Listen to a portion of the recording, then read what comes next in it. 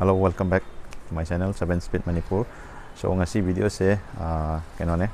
koigi Tata gi newly launched tawgiba recently koigi October ada launch tawgiba October 18 October 18 rather launch tawgiba gari ne masi koigi global NCAP da safety rating da number 1 position da leiba adumba hojik SUV da Mahindra gi su 700 hojik yam magai cross compete tawga saliba adumba keno mani go ado Tata Punch is yamna afaba koigi affordable price da koigi Indian car kenoda koigi market da yamna fazana perform tawriba koigi top 10 manung da su saliba koigi micro SUV gi segment da haiba tare ma ji sigi platform sida ma se yam fazana market da perform tawri haiba tare ado yengse magi price details ai fazana cover tawjara age so yengminersi let's begin. Ado channel se nauna thengna bi yaurgadi subscribe tawdaba yaurgadi subscribe tawsan bi yauro summa gari ga related oiba video mayam ama content mayam ama I puduna laksage mayam gi damakta so tawiro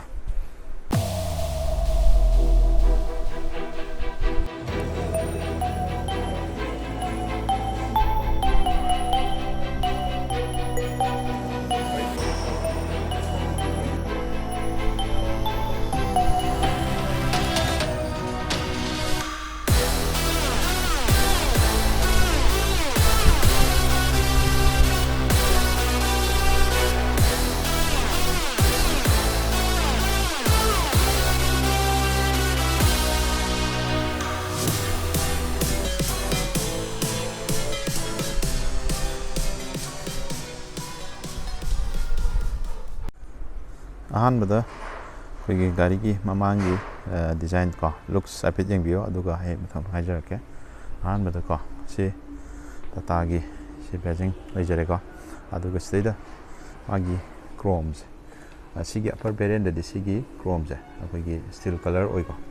sigi adu sigi sin adventure variant ni ko adventure variant je kedawa sidadi chrome je ko pura dark sigi matek se pura dark oina adai sina steel color oiba kani top tana ko sedi oidra aduga sida koi horn manung si ari ko sigi design try aero gi design lesman yaw ko aduga makha da kitang komdara ga sisu loin magi mangi grill si ko makha gi kano sisu try aero da loin mak koi gi black koi gi fiber ko tapire aduga sigi headlamp se sidadi projector oidre ko si projector oidre adu sigi upper variant top model ladi halogen sorry koigi projector oibo ko sine halogen ni ko adagi leda siju simple halogen ni ko sija ada madudanya top to na kan oil lapa koigi DRL gi koi LED do dile adu sida ya curtain sam peri ko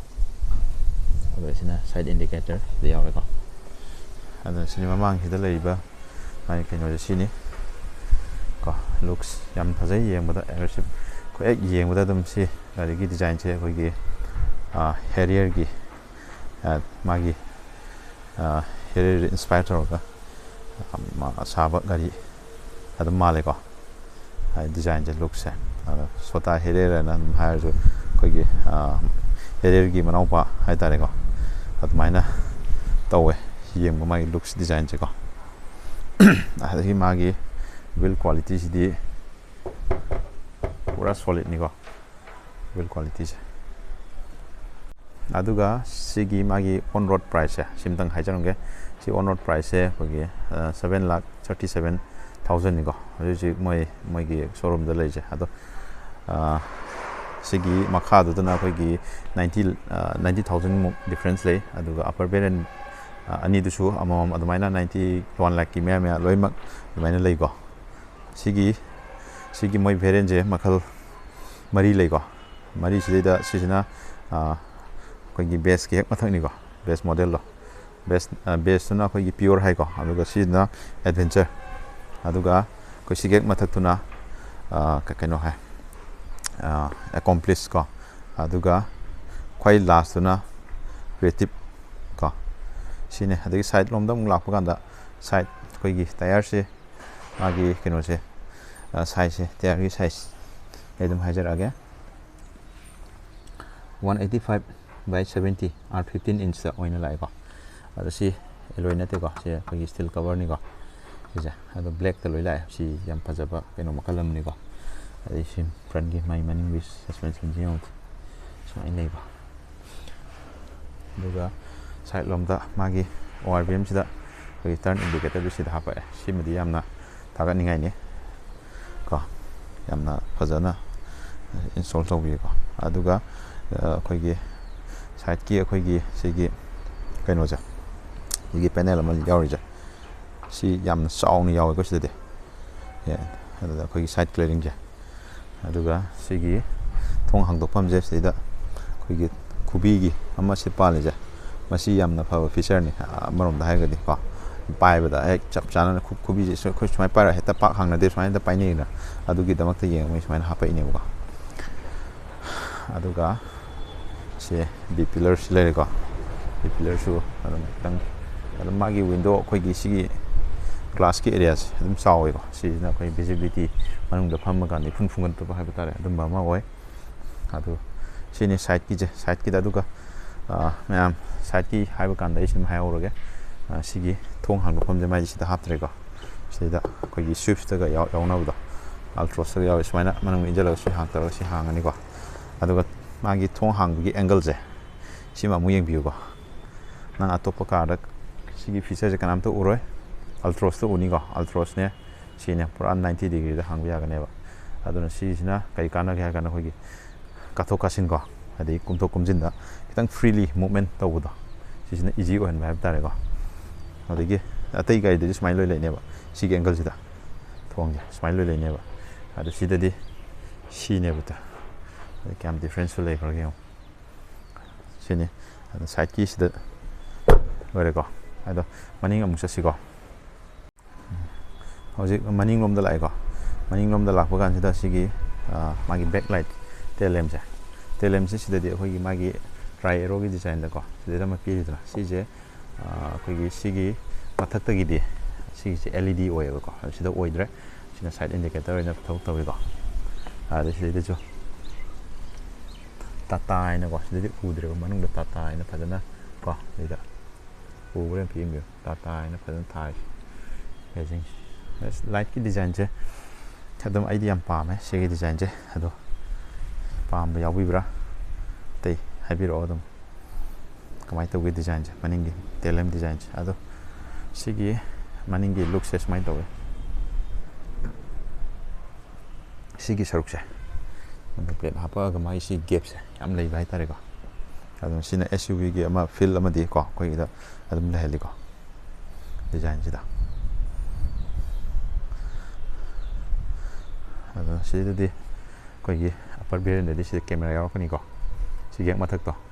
compressor 시다 카메라 야오거니 그래서 야오드래 아도 거기 좀 합세 aftermarket에 합게 좀 야리고 아두가 디포거 야오드래 시다 지 베렌지다 아데기 마닝기 와이퍼 야오드래고 아디 하이 마운트 스톱 램도 실레래 사핀 엔티나 야오드래고 심플 엔티나 삼 야오리고 아디 시다 뭐 거기 라이노나 magi sida makam samya ja sina indicator je gari se yamna powerful oiba gari ni haibu gi maong ni ko haja ade sina mokoi gi india gi oiba flag masuda magi keno india gi ni haibu gi keno takna na ba keno piri ga gari se sini kasu thedo ba maninga kasu haningai laite ade sina reflector ni ko das le try road design da mai dan keno mapi ko ada sina backlight ki keno ada sina sensor ni ko ya aja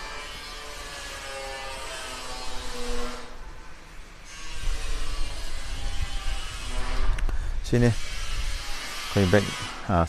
rear profile di magi keno harga de features ni harga de ado manungda muk sangaga koi lagi have so mung jing si ko MID da sida information mayam yauri ko 시기세 송기스나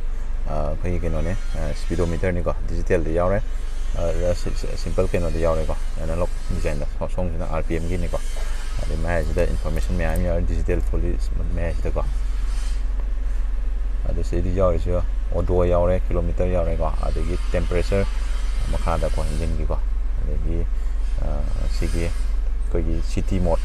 ꯑꯗꯒꯤ ꯀꯩꯅꯣ ꯃꯣꯠꯁꯤꯅ ꯁꯤꯗꯒꯤ operate ꯇꯧꯗꯣꯏꯅ ꯁꯤꯅ city ꯃꯣꯠꯁꯤꯅ eco ꯃꯣꯠꯁꯤꯗ ꯅꯝꯒꯗꯣꯏꯅꯤꯀꯣ ꯁꯤꯒꯤꯁꯦ ꯑꯗꯣ ꯁꯤꯗ ꯂꯣꯏ ꯅꯠꯇꯅ ꯊꯥꯎꯒꯤ ꯏꯟꯐꯣꯔꯃꯦꯁꯟ ꯁꯤꯗ ꯂꯩꯔꯦꯀꯣ ꯑꯗꯩ ꯄꯨꯡꯁꯤꯗ ꯊꯣꯛꯑꯦꯀꯣ ꯑꯗꯣ ꯁꯤꯒꯤꯁꯦ ꯁꯤꯗ ꯃꯣꯠꯁꯦ ꯁꯤꯗ ꯑꯗꯨꯝ ꯆꯦꯟꯖ ꯇꯧꯔꯒ ꯌꯥꯏꯀꯣ ꯁꯤꯒꯤꯁꯦ ꯀꯣ ꯍꯥꯏꯅ ꯑꯦꯚꯔꯦꯖ ꯍꯥꯏꯅꯀꯣ ꯁꯨꯃꯥꯏꯅ ꯂꯩꯀꯣ ꯁꯤꯅꯤ ꯑꯗꯨꯒ ꯑꯩꯈꯣꯏꯒꯤ ꯁꯤꯗꯩꯗ ꯌꯥꯝꯅ ꯁꯤꯒꯤ ꯑꯩꯈꯣꯏꯒꯤ ꯅꯨꯡꯉꯥꯏꯕ ꯍꯥꯏꯔꯒꯗꯤ ꯁꯤꯗꯩꯗ ꯑꯩꯈꯣꯏꯒꯤ ꯁꯣ ꯊꯤꯟꯖꯤꯟꯐꯝꯁꯦ ꯁꯤꯒꯤ ꯁꯣ ꯊꯤꯟꯖꯤꯟꯐꯝꯁꯦ ꯅꯨꯡꯗꯥꯡꯗꯗꯤ ꯑꯩꯈꯣꯏꯒꯤ ꯏꯟꯚꯤꯌꯝ ꯂꯥꯏꯠ ꯍꯥꯏꯒꯗ꯭ꯔꯥꯀꯣ ꯅꯨꯡꯗꯥꯡꯗ ꯁꯣꯁꯦ ꯂꯦꯡꯖꯟꯕ ꯅꯨꯡꯉꯥꯏꯔꯣꯏꯗꯕ ꯑꯗꯨꯝꯕ ꯀꯔꯤꯝ ꯂꯩꯇ꯭ꯔꯦꯀꯣ ꯁꯤꯗ ꯉꯥꯜꯂꯦꯀꯣ ꯑꯗꯨꯝ ꯁꯤꯗ ꯑꯗꯨꯝ ꯆꯞ ꯂꯥꯎꯅ ꯏꯟꯁꯔꯠ ꯇꯧꯕ ꯌꯥꯔꯦꯀꯣ ꯀꯤꯒꯤꯁꯦ ꯑꯗꯨꯒꯤ ꯄ꯭ꯔꯣꯕ꯭ꯂꯦꯝ ꯂꯩꯇ꯭ꯔꯦ ꯑꯗꯨꯒ ꯁꯤꯒꯤ ꯑꯩꯈꯣꯏꯒꯤ ꯁ꯭ꯇꯦꯔꯤꯡꯒꯤ ꯃꯥꯒꯤ ꯐ꯭ꯂꯦꯠ ꯕꯇꯝ ꯑꯣꯏꯕꯁꯦ ꯗꯤ ꯀꯠ ꯁꯦꯞꯁꯦ ꯁꯤꯁꯤꯅꯦꯀꯣ ꯑꯩꯅ ꯈ꯭ꯋꯥꯏ ꯉꯥꯎꯖꯔꯤꯁꯦ ꯁ꯭ꯇꯦꯔꯤꯡꯗ ꯑꯗꯨꯒ ꯁꯤꯒꯤꯁꯤꯃ ꯑꯩꯈꯣꯏꯒꯤ ꯁꯤꯜꯚꯔ ꯄꯦꯅꯦꯜꯗ ꯑꯩꯈꯣই ꯇꯣꯞ ꯃꯣꯗꯦꯜꯗꯗꯤ ꯁꯤꯜꯚꯔꯒꯤ ꯇꯥꯏꯞꯇ ꯑꯩꯈꯣꯏꯒꯤ ꯑꯦꯂꯨꯃꯤꯅꯤꯌꯝ ꯀꯣ ꯀ꯭ꯔꯣꯝꯒꯤ ꯇꯥꯏꯞꯇ ꯑꯃ ꯌꯥꯎꯔꯤꯀꯣ ꯑꯗꯨꯒ ꯌꯥꯎꯔꯗꯤ ꯍꯦꯟꯅ ꯐꯖꯒꯗꯧꯅꯤꯀꯣ ꯑꯗꯣ ꯑꯩ ꯁꯤꯗꯗꯤ ꯌꯥꯎꯗ꯭ꯔꯦ ꯑꯗꯨꯒ ꯂꯦꯗꯔ ꯔꯦꯞ ꯁꯤꯠ ꯀꯩꯅꯣ ꯇꯧꯗ꯭ꯔꯦ ꯇꯣꯞꯇꯗꯤ ꯀꯩꯅꯣ ꯇꯧꯋꯤꯀꯣ ꯑꯗꯒꯤ ꯁꯤꯗ ꯃꯦꯗꯤꯌꯥ ꯀꯟꯇ꯭ꯔꯣꯜꯒꯤꯀꯣ ꯁꯣꯝꯗ 4 inch ꯀꯣ ꯏꯟꯐꯣꯔꯇꯦꯟꯃꯦꯟ ꯃꯆꯥ ꯑꯃ ꯌꯥꯎꯔꯤꯀꯣ ꯕ꯭ꯂꯨꯇꯨꯠ ꯀꯅꯦꯛꯇꯤꯚꯤꯇꯤ ꯌꯥꯏꯀꯣ ꯁꯦ ꯑꯗꯣ ꯁꯤꯒꯤ ꯃꯇꯦꯡꯅ ꯁꯤꯗꯒꯤ ꯑꯗꯨꯝ ꯀꯟꯇ꯭ꯔꯣꯜ ꯇꯧꯕ ꯌꯥꯔꯦ ꯑꯗꯩ ꯐꯣꯟ ꯂꯥꯛꯄ ꯑꯣꯛꯄ ꯁꯤꯗ ꯀꯩꯅꯣ ꯇꯧꯕ ꯌꯥꯔꯦꯀꯣ ꯑꯗꯨꯒ ꯑꯩꯈꯣꯏꯒꯤ ꯇꯥꯌꯔꯁꯦ ꯑꯩꯈꯣꯏꯒꯤ ꯁ꯭ꯇꯦꯔꯤꯡꯁꯦ ꯑꯩꯈꯣꯏꯒꯤ ꯇꯤꯜꯇꯦꯠ ꯑꯣꯏꯕ ꯍꯥꯏꯇꯥꯔꯦ ꯇꯤꯜꯇꯦꯠ ꯑꯦꯗꯖꯁꯇꯔ ꯍꯥꯏꯇꯥꯔꯦꯅꯦ ꯁꯤꯗ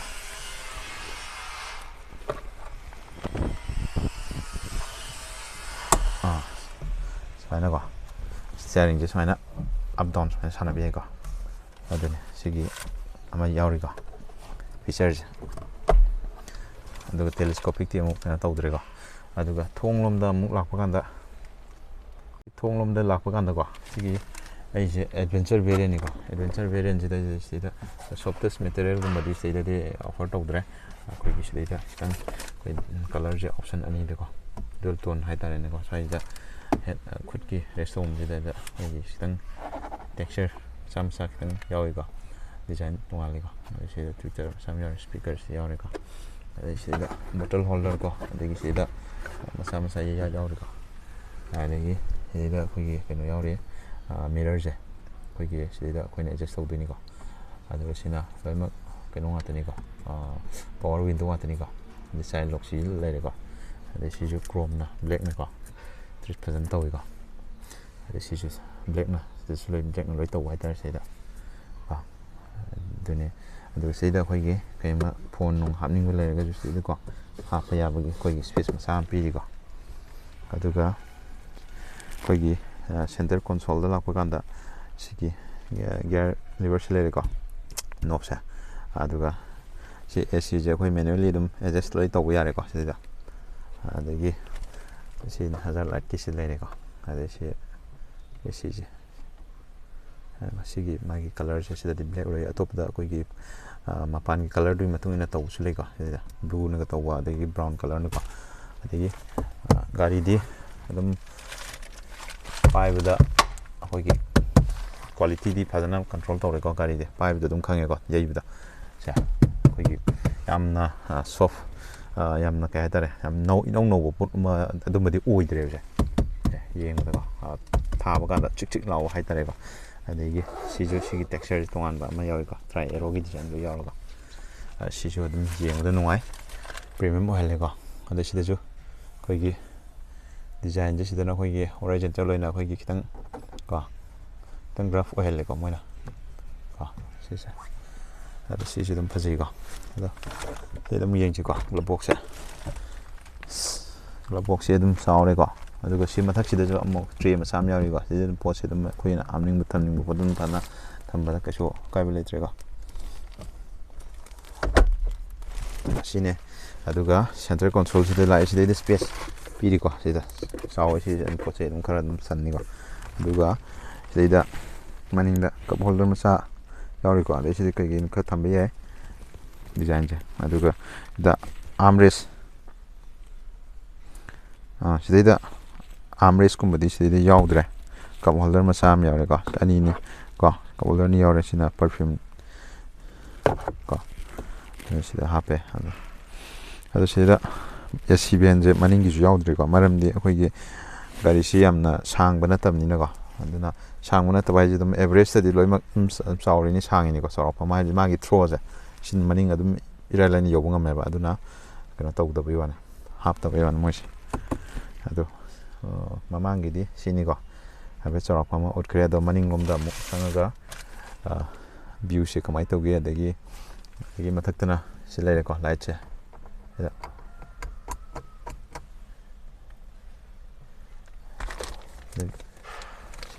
ꯗ꯭ꯔꯥꯏꯚꯔ ꯁꯥꯏꯠ ꯐ꯭ꯂꯣꯔ ꯗ꯭ꯔꯥꯏꯚꯔꯒꯤ ꯚꯦꯅꯤꯇꯤ ꯃꯤꯔꯔ ꯌꯥꯎꯏꯀꯣ ꯑꯗꯒꯤ ꯁꯤꯗ ꯍꯦꯟ ꯒ꯭ꯔꯤꯞ ꯌꯥꯎꯔꯤꯀꯣ ꯁꯤꯅꯤ ꯔꯨꯞꯁꯦ ꯁꯤꯅꯤ ꯌꯦꯡꯕꯤꯌꯨ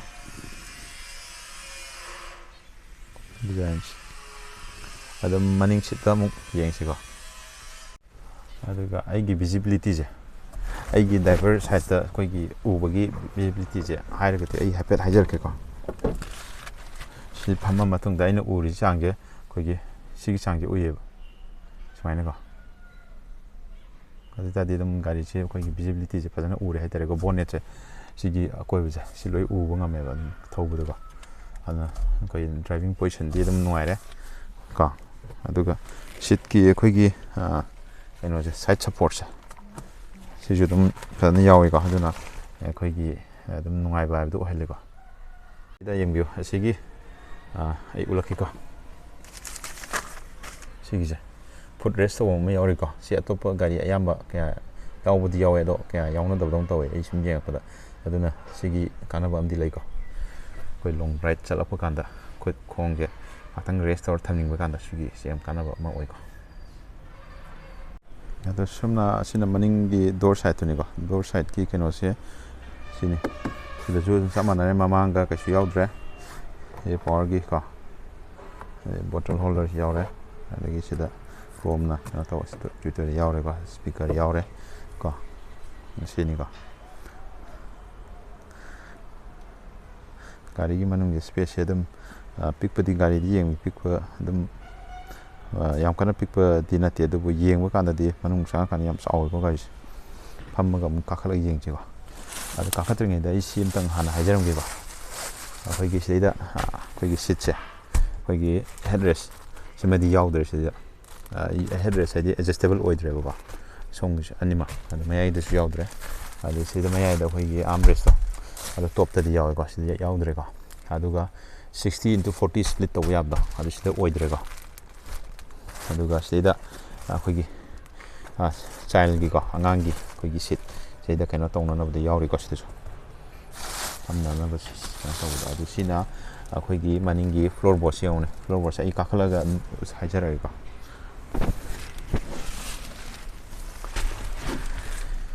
ꯁꯤꯒꯤ ꯐ꯭ꯂꯣꯔ ꯕꯣꯔꯗꯁꯦ ꯌꯦꯡꯉꯨ ꯑꯩꯈꯣꯏꯒꯤ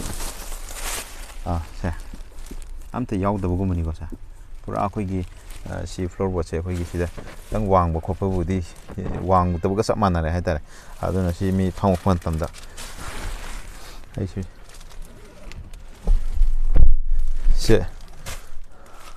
ꯑꯩ ꯁꯤꯒꯤꯗ ꯇꯥꯍꯧꯕ꯭ꯔꯥ ꯃꯌꯥꯝ ꯌꯦꯡꯉꯨꯀꯣ ꯑꯃꯨꯛꯀ ꯑꯩ ꯊꯤꯡꯖꯤꯟꯖꯔꯦ ꯊꯣꯡꯒꯤ ꯃꯥꯒꯤ ꯀ꯭ꯋꯥꯂꯤꯇꯤꯁꯦ ꯌꯦꯡꯕꯤꯌꯨꯀꯣ ꯇꯣ ꯑꯁ ꯀ꯭ꯋꯥꯂꯤꯇꯤꯗꯤ ꯂꯣꯏꯔꯦ ꯍꯥꯏꯗꯅ ꯀꯥꯟꯅꯗ꯭ꯔꯦ ꯆꯤꯛ ꯆꯤꯛ ꯂꯥꯎꯔꯦ ꯄꯣꯠꯁꯤꯀꯣ ꯑꯗꯣ ꯐꯝꯕ ꯀꯥꯟꯗ ꯑꯩꯈꯣꯏ ꯁꯤꯗꯩꯗ ꯁꯤꯗ ꯐꯖꯅ ꯑꯩꯈꯣꯏꯒꯨꯝꯕ ꯍꯥꯏꯇꯥꯔꯦꯀꯣ ꯑꯩꯈꯣꯏ ꯑꯍꯨꯝ ꯐꯝꯕ ꯃꯇꯝꯗ ꯆꯤꯟꯕ ꯍꯥꯏꯁꯦ ꯑꯗꯨꯝ ꯐꯝꯕꯗꯤ ꯌꯥꯔꯅꯤꯀꯣ ꯑꯗꯨꯕꯨ ꯈꯤꯇꯪ ꯑꯩꯈꯣꯏꯒꯤ ꯂꯦꯡꯖꯨꯝ ꯊꯦꯡꯅꯔꯒꯀꯣ ꯈꯤꯇꯪ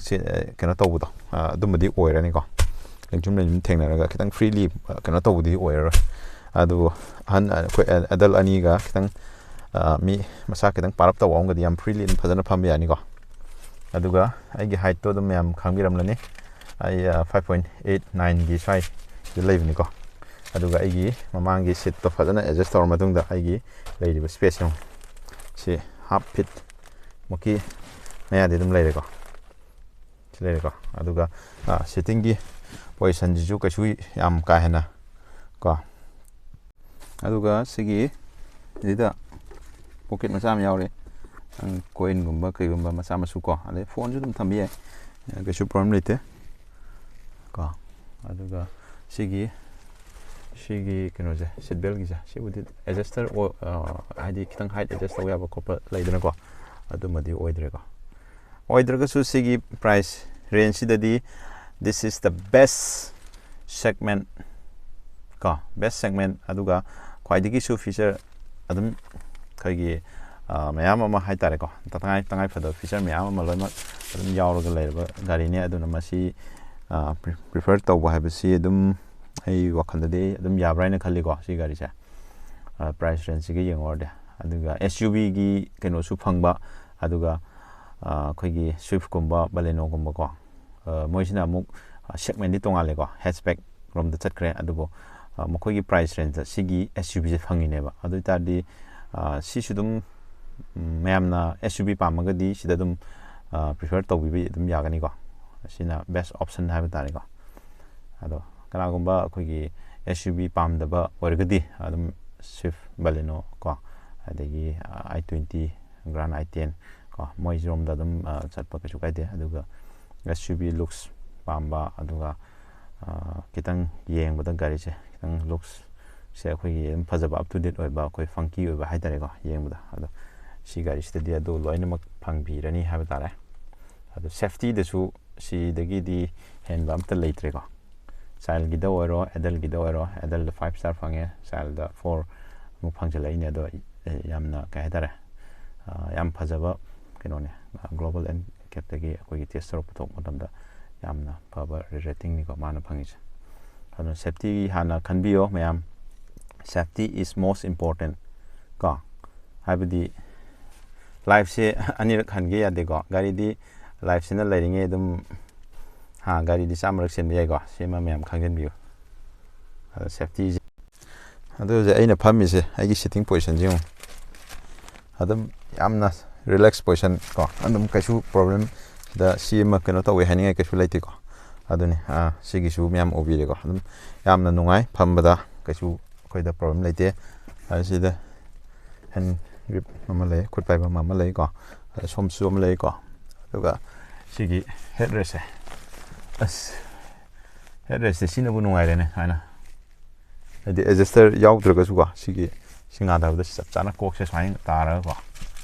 अदु नुंगाइ अदगे गाड़ी सिगी सीट की थाई सपोर्ट दम याइ को डिसेंट इनफ ओरे को अदुने सि अदुगा ममांगी अखोगी ड्राइवर का को ड्राइवर की मागी का केनो सीट की केनो सिसे लो एडजस्टर गातनी को मनिंग खतनी को ओइदबा सिगिस मनिंग खतने ओइद्रस अदुने सिने अखोगी मनुंगी हाबु को सो ngasiगीदी स्वाइद सुमलोसिनजरगे वीडियो से अदो अदोमना चैनल असिबु सपोर्ट तौबोइना सब्सक्राइब लाइक चुन सोइदना तौबियो अदुगा शेयर सु तौबियो हाबा तारे अदो गाड़ी अचौब थौ मतमदा seat belt Soin Soin Fabio अदुगा मचा थौबदना हेलमेट सोइन सोइन ओपियो हारगा स्वाइद सुमलोसिनजरगे मैम अदो गाड़ी से कमाई तौई हाइदि याब्रा यादब्रा जु मैम कमेन्ट पिबिरो को सो मथंगी अमु गाइमिनसे वीडियो से